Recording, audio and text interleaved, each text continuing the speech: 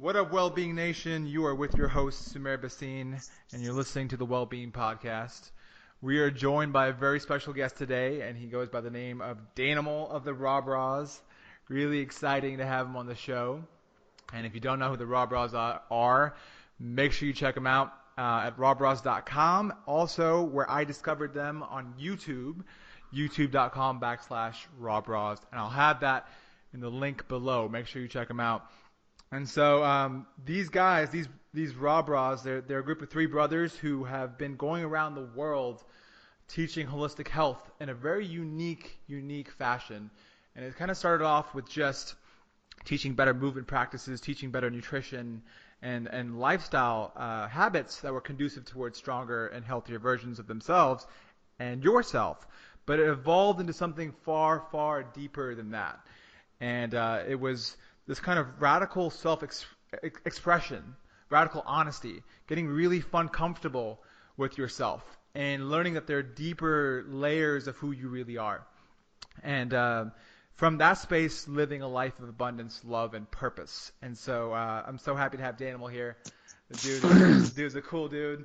Really, I call him like a life hacker, a biohacker, a paradigm shifter, and a keynote speaker. And I'm so happy to have you, man. How are you doing?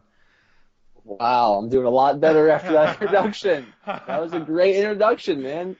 I liked how little time we actually, because we've been on Skype for about 3 minutes and 45 seconds. And are you recording the video as well or just audio? Both.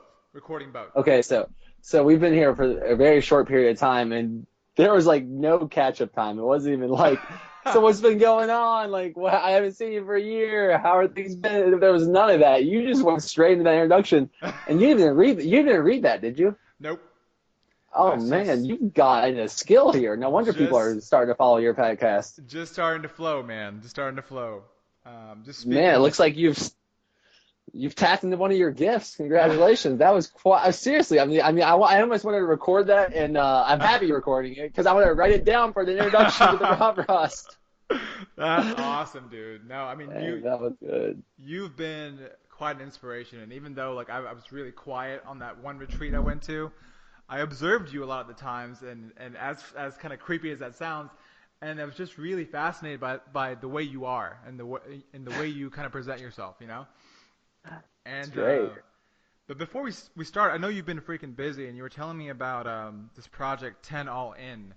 Why don't you tell me about it? Tell the people about it. What is it about?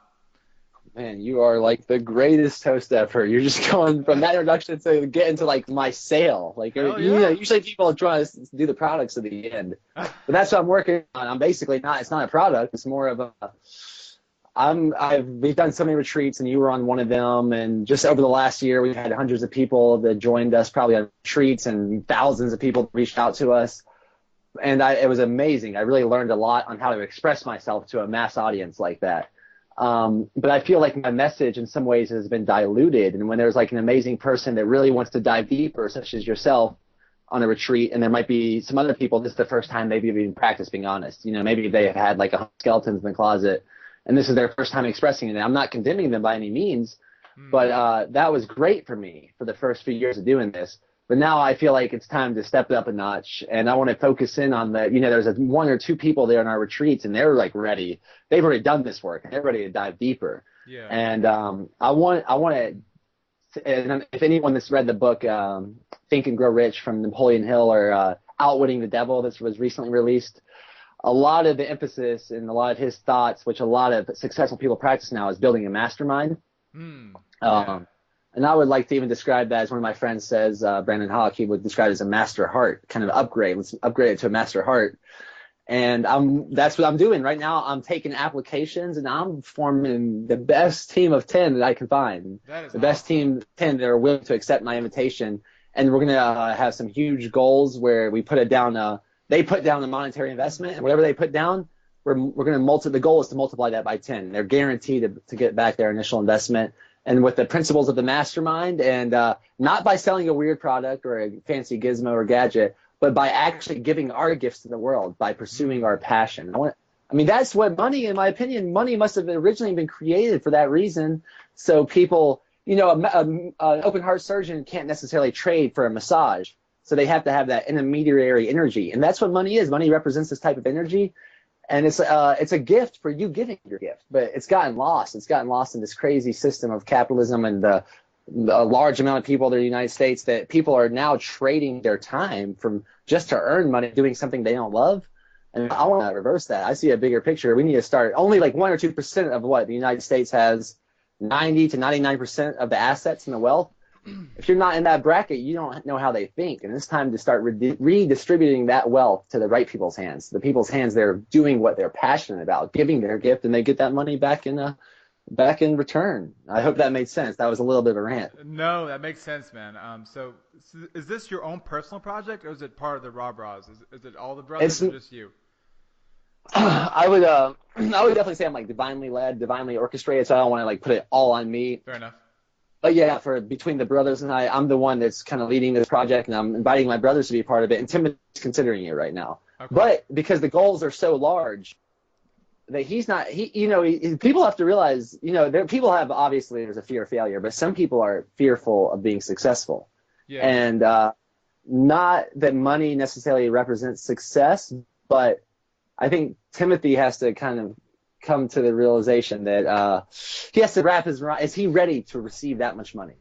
And he has his doubts and questions about, a lot of us have, even maybe it's yourself, and I've had it in the past, that making a lot of money is not like that whole, not a good holistic health practice. Have you ever felt that way? Yeah, I feel like it's funny that when I first started this whole health wellness journey and I became a personal trainer, and now I'm starting my own gym. It's freaking crazy.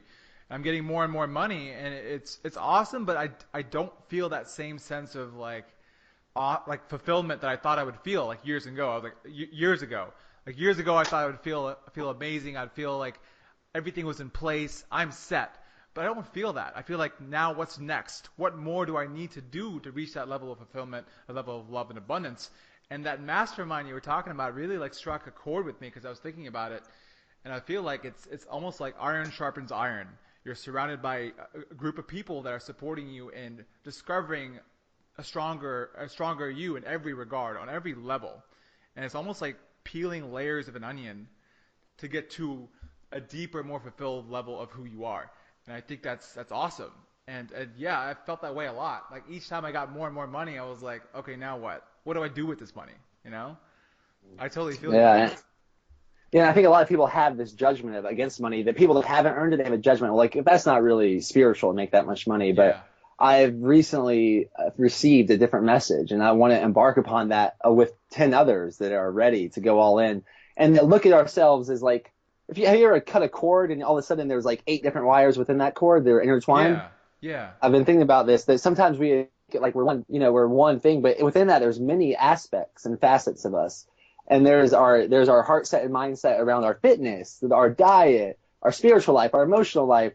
You go to earth, wind, it's like metaphorical. It's like earth, wind, water, fire, like our physical body, our mental life, our emotions, and our spirit. They're all intertwined, and they're all deeply intertwined. Mm-hmm. And if I'm having a hiccup or a stumbling block around finances, what other ways is that carrying over into my life? Because they're all very intermeshed. And I've realized that once I've embarked upon this journey, I feel like it's me tapping into a new level of greatness. And now I'm seeing that carry over. All of a sudden I'm having better workouts. I have a better relationship with my wife. My sex life is better. All of a sudden, other things are starting to catalyze and take it to the next level. So I really see the interconnectedness. And if people, a lot of people, it seems like we've dealt with all kinds of challenges for people, whether it's the physical or whether it's especially the emotional and spiritual. But the one that's really not talked about much, and it seems to be the most general hiccup people have, is their mindset around money.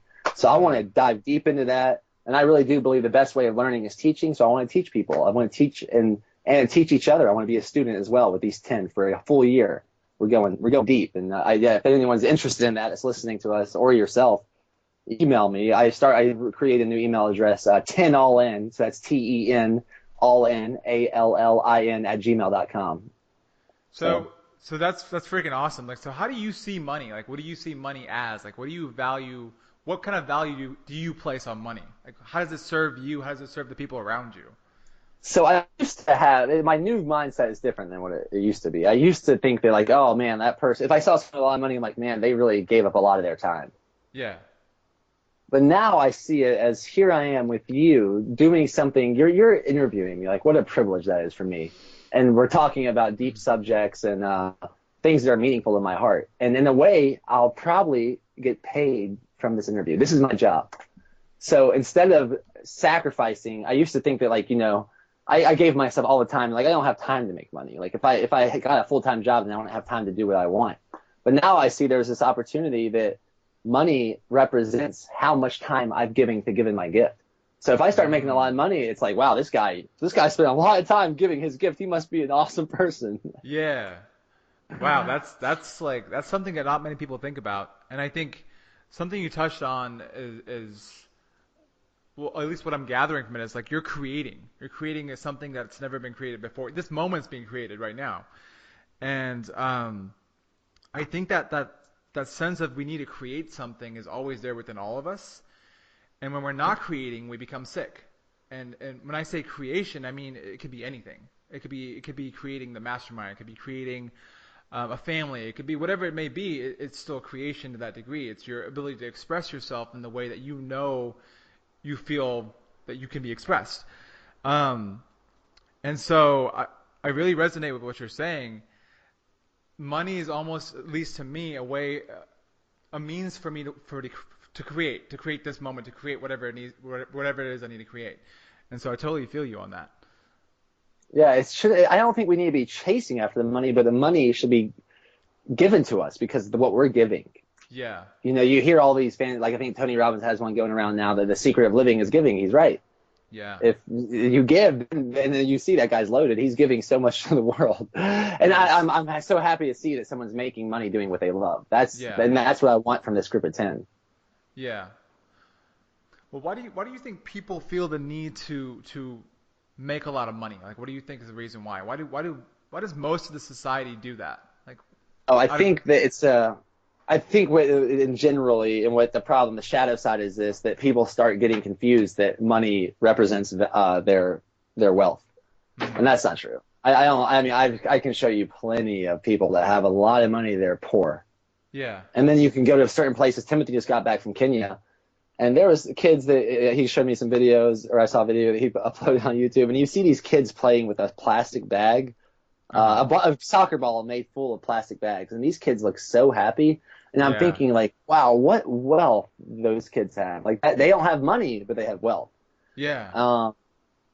So I think what happens is when someone's feeling poor at heart or poor in spirit, that sometimes they'll try to compensate, and they'll try to compensate by having a lot of money, having a big house, a lot of cars, and be like, look, I might feel like crap on the inside, but look at all these things, look at all this stuff and they start confusing that those cars are them or their house is them. I mean, in reality, I think we're more than just this body. We're much more than that.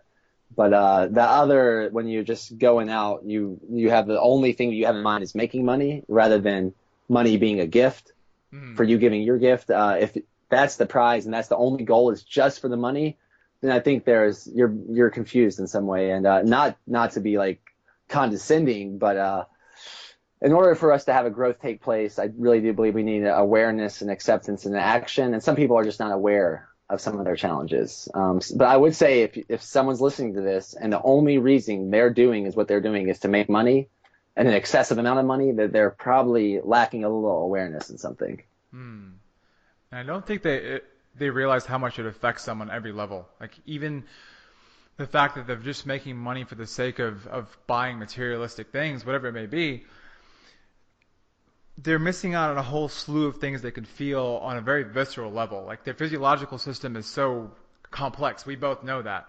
And just from you, like you were saying, whenever you feel more fulfilled or more passionate, everything's better in your life. Like, your sex is better, everything's better, right? And so it's this connection that people don't really resonate with, or they don't understand what it feels like. So how do you get people to experience these things? How do you get people to dive deep into these levels of consciousness that they may never do if they didn't have guys like you? How do you do that? How do you do that? Well, I don't think I can do anything for anyone personally. Like, sometimes you hear this, like, oh, I wake up and I only have $10 and I gave my $8 to that homeless person. And I just go around helping people all day. Yeah. I don't really buy into that. sometimes I think the people that are going around thinking they're helping everyone and being like this sacrifice